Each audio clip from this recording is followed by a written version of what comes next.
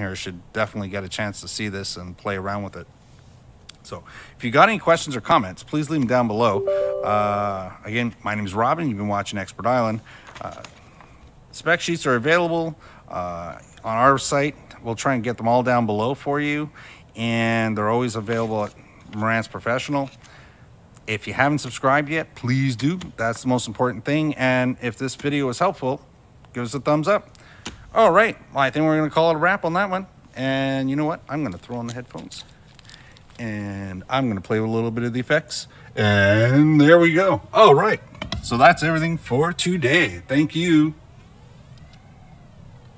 Woo, woo, woo, woo, woo. Wah, wah, wah. Bye, Luca. That was Luca. What's happening, Booth Junkies? Mike Delgadio here, back with another video. And today we're going to talk about reflection filters and portable vocal booths. And do they actually work? During the last video that we created this, our beginner's vocal booth setup. And it consists of a microphone, a pop filter, and a portable recording device. And we created this in such a way that we could pick it up and take it with us to wherever it is in our house that we can record.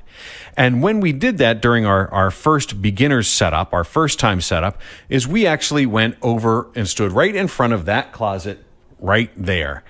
And we used that as our makeshift vocal booth.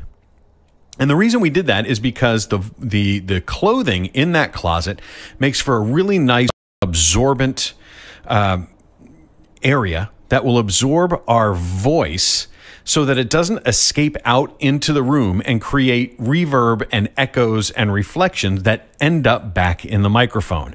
What happens is when you talk, your voice goes out in all directions. It's primarily out front, but it does go out towards the back. And you'll see that the farther away I get from the microphone, the worse that room reverberation is. So to try and mitigate that, I have to get right up on this microphone to try and minimize that reflections. But even if I talk loudly and use, an energetic voice, you can still hear it getting into the microphone, even though I'm up close.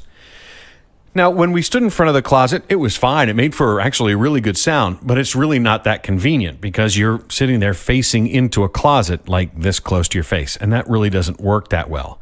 So what some companies have created are these things. They're called reflection filters. And there are a bunch of different kinds out there. I think they range from probably on the low end, maybe 70 or 80 bucks, up to this one. This one's made by SE, and this one was, I don't know, it's a few $100. This is actually a reasonably expensive piece of kit here. And you've also seen some people create their own. Maybe they've used a bin, a plastic bin around it, and they've put a foam in it to try and absorb sound that's going out past their microphone from getting around their room and back into the mic.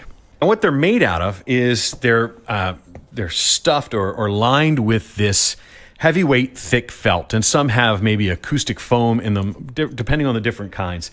There's a lot of different form factors, but the idea is this surface, this acoustic treatment, will actually block reverb from getting into the mic. And so the way it works is you put this in front of the microphone, and there's a little notch here in the stand. You see me right there. There's a little hole, and this slides down in, and then it locks. It locks, and then it locks into place.